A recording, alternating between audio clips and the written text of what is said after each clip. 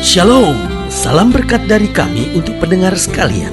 Saat ini pendengar akan diberkati dengan program Hari Ini Harinya Tuhan bagian yang ke-8. Sebuah program rohani tentang doktrin Alkitab yang menolong kita untuk semakin tertanam dalam kebenaran firman dan bertumbuh dalam kemuliaan. Bersama hambanya, Pendeta Gilbert Lumendo, STH. Banyak orang merasa doktrin Alkitab sebagai sesuatu yang membingungkan. Tetapi tahukah saudara bahwa doktrin Alkitab intinya adalah memahami Alkitab dengan benar, dengan pemahaman yang sistematis, sehingga kita terus dapat tertanam di dalam kebenaran firman, sehingga kita terus bertumbuh di dalam kemuliaan Allah. Buka hati saudara sekalian untuk menerima berkat-berkat firman-Nya hari ini. Ada seorang bertanya kepada saya dan saya mengerti pertanyaan itu adalah pertanyaan yang sangat menarik untuk kita bahas. Karena orang itu bertanya begini, pendeta, mana yang sebetulnya lebih dulu? Saya mengerti supaya saya bisa percaya, atau saya percaya dulu baru saya bisa mengerti? Saudaraku yang kasih dalam Tuhan, pertanyaan ini memang pertanyaan yang sederhana, tetapi saya tahu pertanyaan ini adalah pergumulan buat banyak orang. Ada banyak orang berkata, loh, kita perlu mengerti dulu dong, baru kita bisa percaya. Tetapi bagaimana kita bisa percaya untuk sesuatu yang kita tidak mengerti? Tetapi sebagian berkata, loh, kita harus percaya dulu, baru kita bisa mengerti. Saudaraku yang kasih dalam Tuhan, perdebatan ini adalah perdebatan yang sangat menarik. Karena kalau kita mau mengerti dulu, baru percaya, pertanyaan saya cuma sederhana. Kapan saya bisa mengerti tentang Tuhan? Kapan saya bisa mengerti tentang pikirannya? Kapan saya bisa mengerti tentang kuasanya? Sementara saya adalah orang yang terbatas, dan Allah saya adalah Allah yang tidak terbatas. Nah, saudaraku yang kasih dalam Tuhan, tetapi waktu kita percaya, maka apa yang terjadi? Dia yang akan memberikan pengertian-pengertian buat kita. Memang saudara tidak bisa langsung ambil analogi sederhana. Ada orang yang bilang sama saya gini, loh, kita harus mengerti dulu supaya kita bisa percaya. Lalu dia bilang sama saya begini, sama seperti kita mau duduk di kursi. Kita kan harus mengerti dulu bahwa kursi ini memang cukup kuat untuk diduduki. Kita perlu kenal dulu kan ini kursi terbuat dari apa, supaya setelah kita tahu bahwa ini memang kuat, ini memang tidak ada rencana-rencana jahat, ini tidak memang ditaruh di sana untuk maksud-maksud tertentu, berarti saya bisa mendudukinya dengan tenang. Nah, begitupun dengan Tuhan, saya perlu mengerti dulu, baru saya bisa percaya. Saudaraku yang kasih dalam Tuhan, kita mau mengerti dulu baru percaya, kita tidak akan pernah bisa mengerti. Tetapi justru pada saat kita mengerti Dia, pada saat kita percaya kepada Dia, maka apa yang terjadi? Baru Dia mau memberikan pengertian-pengertian baru buat kita. Berarti jelas hidup Kristen adalah saya percaya, baru kemudian saya mengerti. Persoalannya seringkali, saya mau percaya, tetapi sepertinya ada sesuatu yang begitu menghalangi saya. Tetapi saudaraku yang kasih dalam Tuhan, itu sebabnya Yesus bilang, aku tidak meninggalkan kamu seorang diri. Aku memberikan seorang penolong lain yang akan menyertai kamu selama-lamanya. Dan melalui Roh Kudus, segala penghalang disingkirkan.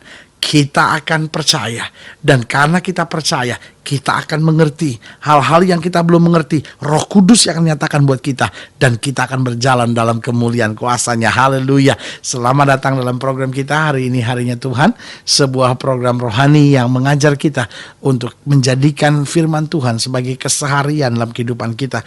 Hari ini kita masuk pada program kita yang sedang membahas tentang sesuatu yang menghalangi. Dan saudaraku yang kasih dalam Tuhan, memang kadang-kala kita sudah punya tekad untuk melayani Tuhan.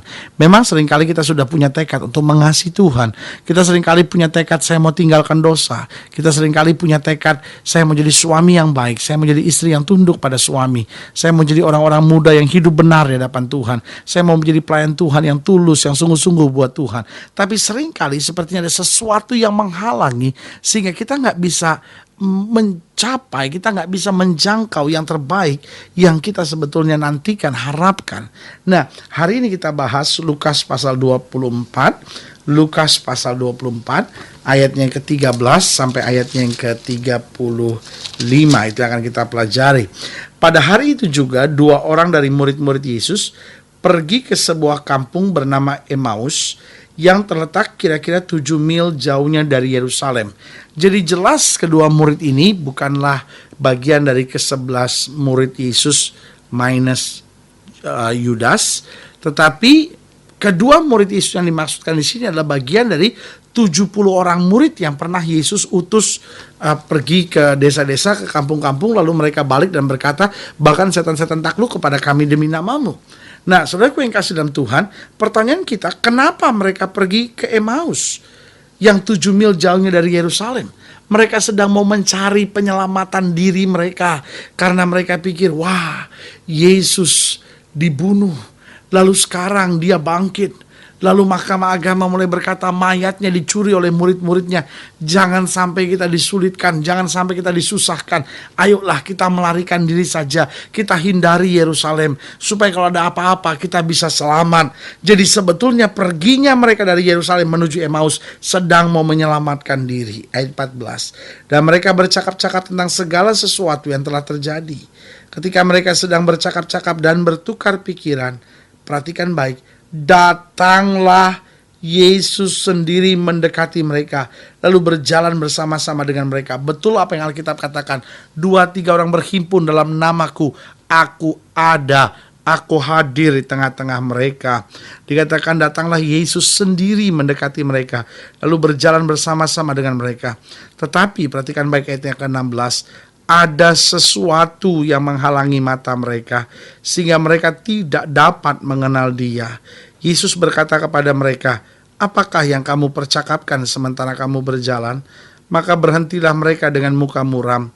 Seorang dari mereka namanya Kleopas menjawab, adakah engkau satu-satunya orang asing di Yerusalem yang tidak tahu apa yang terjadi di situ pada hari-hari belakangan ini?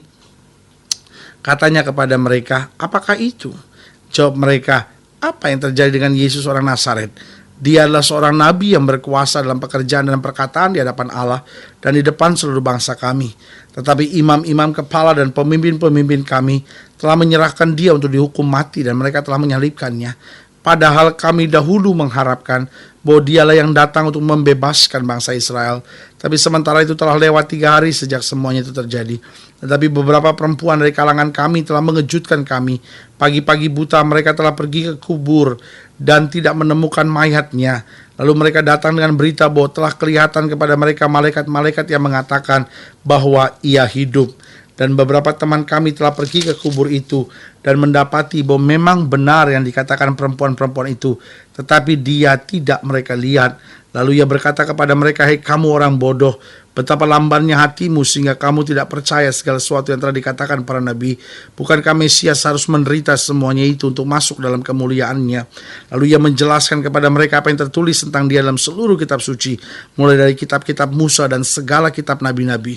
Mereka mendekati kampung yang mereka tuju, lalu ia berbuat seolah-olah hendak meneruskan perjalanannya. Tetapi mereka sangat mendesaknya, katanya, tinggallah bersama-sama dengan kami, sebab hari telah menjelang malam dan matahari hampir terbenam. Lalu masuklah ia untuk tinggal bersama-sama dengan mereka. Waktu ia duduk makan dengan mereka, ia mengambil roti, mengucap berkat, lalu memecah-mecahkannya dan memberikannya kepada mereka. Ketika itu terbukalah mata mereka. Perhatikan baik, ketika itu terbukalah mata mereka, dan mereka pun mengenal dia, tetapi ia lenyap dari tengah-tengah mereka. Kata mereka seorang pada yang lain, bukankah hati kita berkobar-kobar ketika ia berbicara dengan kita di tengah jalan, dan ketika ia menerangkan kitab suci kepada kita? Lalu bangunlah mereka dan terus kembali ke Yerusalem. Yang tadinya mereka menghindar, sekarang mereka kembali ke Yerusalem. Di situ mereka mendapati ke-11 murid itu. Mereka sedang berkumpul bersama-sama dengan teman-teman mereka. Kata mereka itu, sesungguhnya Tuhan telah bangkit dan telah menampakkan diri kepada Simon.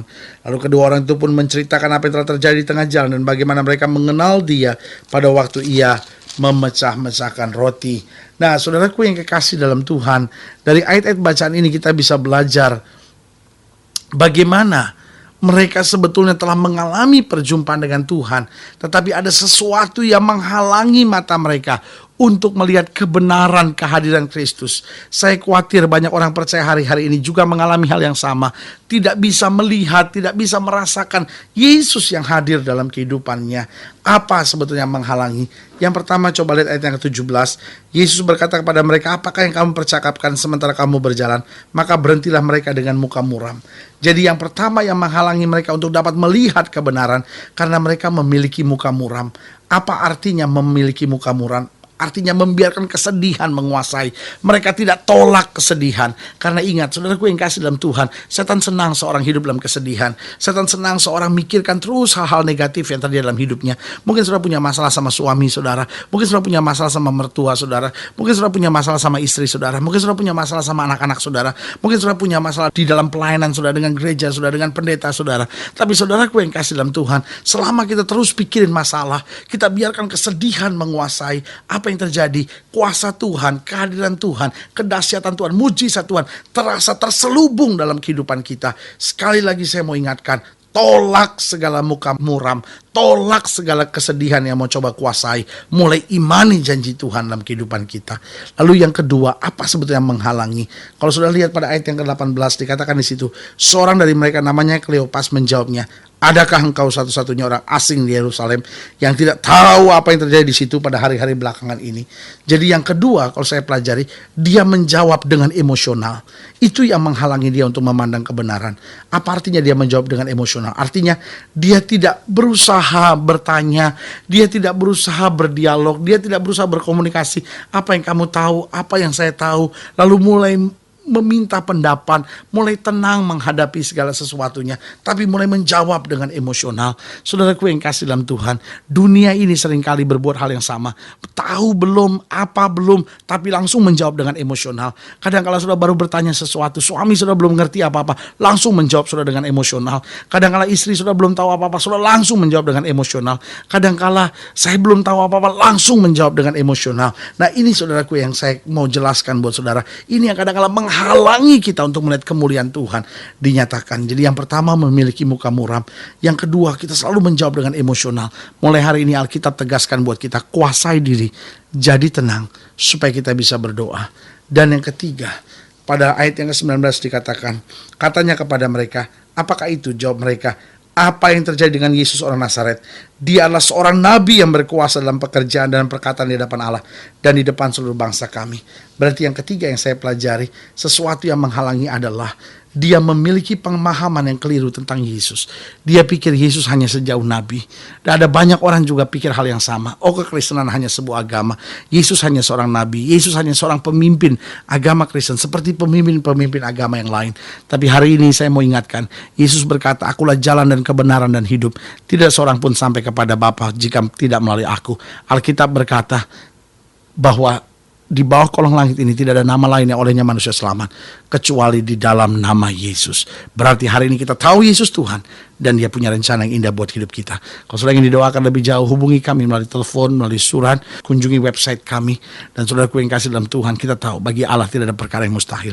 Secara khusus saya juga mau berdoa untuk setiap saudara yang sakit, yang berbeban berat. Saudara-saudara yang mau didoakan boleh taruh tangan kanan saudara di dada dan kita doa. Bapa, dalam nama Yesus, hamba doa buat yang sakit, hamba doa buat yang berbeban berat, hamba doa buat mereka yang sedang dihalangi untuk hidup benar, dihalangi untuk memandang kemuliaan Tuhan, dihalangi untuk meninggalkan dosa. Bapa, hamba berdoa di dalam nama Yesus, Tuhan jamah, Tuhan pulihkan, Tuhan bangkitkan iman kami, Tuhan jamah dengan mujizat sehingga kami senantiasa berjalan dalam kemenangan sesuai dengan janji-janji Tuhan. Di dalam nama Yesus kami berdoa, haleluya, amin. Saudaraku yang kasih dalam Tuhan, kita sudah berdoa. Imani apa yang sudah kita doakan, karena Tuhan tidak pernah lalai menepati janjinya. Doa saya menyertai saudara, tetap bersemangat, bersuka cita menghadapi segala perkara. Sampai berjumpa pada program berikut, dan jangan lupa, jadikan hari ini harinya Tuhan. Haleluya.